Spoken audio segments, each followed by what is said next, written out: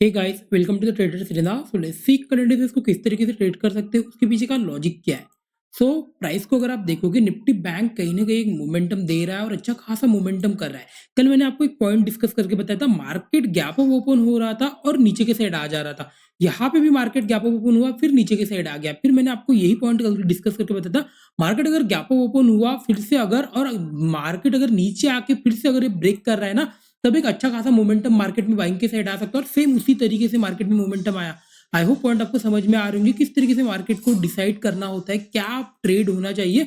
अभी अगर आप देखोगे, थोड़ा सा 1-1.5 मिनट का टाइम बाकी है मार्केट को कहीं ना कहीं क्लोज करने के लिए। मैंने भी यहाँ पे आज कुछ ट्रेड किया था और एक अच्छा खासा अभी प्रॉफिट मेरे अकाउंट में दिख रहा है। और मैं इसको होल्ड करके लेके जा रहा हूँ, बिकॉज क्या है ना, मैंने 51,500 के कुछ कॉल पुट शॉर्ट किक करके रखा है। बिकॉज मैं इंटरेस्टेड तो था यहाँ पे कॉल बाय करने के लिए, लेकिन क्या है ना, कल एक्सपायरी होने वाला है। तो कल अगर आप रात भर इसको रखोगे तो ये प्रीमियम डीके हो जाएगा। फिर गलती से क्या होगा ना, अगर मार्केट यहाँ पे कहीं तो खुल गया ना, तो फिर जितना भी प्रॉफिट था वो प्रॉफिट ड्रेन हो जाएगा और उसमें लॉसेस भी आ सकते हैं। इसलिए मैंने क्या किया, मैंने 52,000 के कुछ पुल शॉर्ट करके रख दिए, मतलब इसी एरिया के रख दिए। तो 300-400 पॉइंट के, अगर मार्केट कल गैप अप भी खुलता है तो पहले तो मार्केट नीचे ही आने वाला है ना। फिर मार्केट अगर ऊपर के साइड जाता है, फिर मैं कुछ कॉल बाय करने के लिए कुछ प्लान करूंगा। बिकॉज मार्केट अभी कहीं ना कहीं मोमेंटम कर गया है, तो इस मोमेंटम में कंटिन्यूएशन में तो हम ट्रेड प्लान कर नहीं सकते, बिकॉज मार्केट ऑलरेडी निकल चुका है।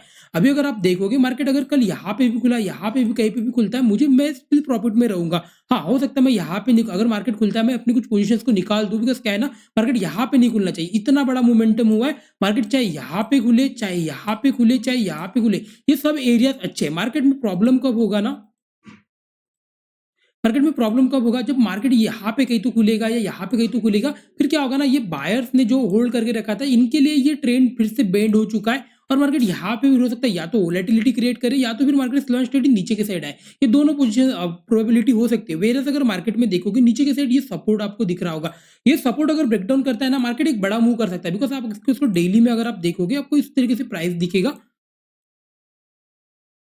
डेली में अगर आप प्राइस को अगर आप देखोगे, मार्केट नीचे भी मूव किया है, मार्केट नीचे के साइड भी मूव किया और ऊपर के साइड भी मूव किया। मतलब ये कैंडल कहीं ना कहीं इंडिसेस ने कैंडल की तरह ट्रेड कर रही थी। अभी अगर मार्केट नीचे के साइड ब्रेकडाउन भी करता है ना, तो बड़ा मूव नीचे के साइड भी आ सकता है। वेरस अगर यही मूव को कंटिन्यू करता है, मार्केट कंटिन्यूएशन में जा सकता है। लेकिन कल किस तरीके से बाय करेंगे, दैट्स द क्वेश्चन। तो कल किस तरीके से, आज के प्राइस को देख के कल का डिसाइड करेंगे कल किस तरीके से ट्रेड होना चाहिए। अभी अगर आप देखोगे, प्राइस क्लोज कर चुका है, मतलब यहाँ पे कहीं ना कहीं क्लोजिंग हुई है, मतलब यहाँ पे कहीं तो क्लोजिंग हुई होगी।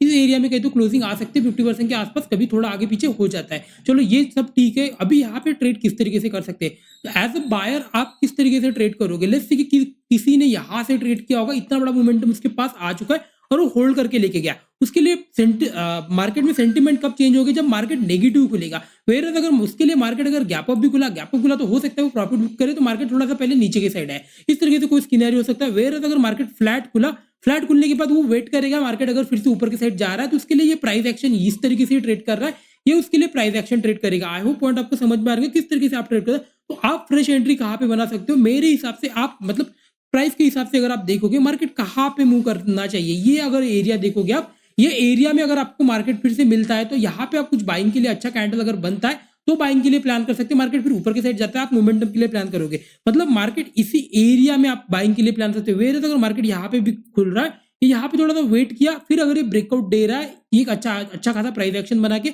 वहां पे हम बाइंग के लिए प्लान करेंगे। आई होप पॉइंट आपको समझ में आ रहेंगे। गैप अप खुला, थोड़ा वेट कर लेना, मार्केट पहले नीचे आएगा, फिर नीचे आके अगर मार्केट जब ऊपर की साइड जाएगा, यहाँ पे कुछ तो सपोर्ट वगैरह बनाएगा, बेस बनाएगा, उसके बाद में हम बाइंग के लिए प्लान करेंगे। आई होप पॉइंट आपको समझ में आ रहेंगे। चीजों को समझने का अंडरस्टैंड करो, प्राइस को अंडरस्टैंड करो। अभी मोमेंटम निकल चुका है, अगर आपको यहाँ से मिला है तो वेल एंड गुड, लेकिन अभी मोमेंटम निकल चुका है। अगर आप यहाँ पे इंडिसेस जो ओपन हुए बराबर अगर ट्रेड प्लान कर रहे हो, ये गलत हो जाएगा। मार्केट पहले तो नीचे की साइड आएगा, बिकॉज बहुत से लोगों के पास ऑलरेडी पोजीशन है और मार्केट अच्छा खासा अराउंड 500 पॉइंट मोमेंटम कर चुका है। इसके बाद मार्केट एक कहीं ना कहीं हॉल्ट कर सकता है, हो सकता है हॉल्ट 1 आवर हो, 50 मिनट की 30 मिनट्स हो, इस तरीके से कहीं पे भी हॉल्ट कर सकता है। यहाँ से अगर आप देखोगे, यहाँ से आपको एक अच्छा प्राइस एक्शन दिखेगा।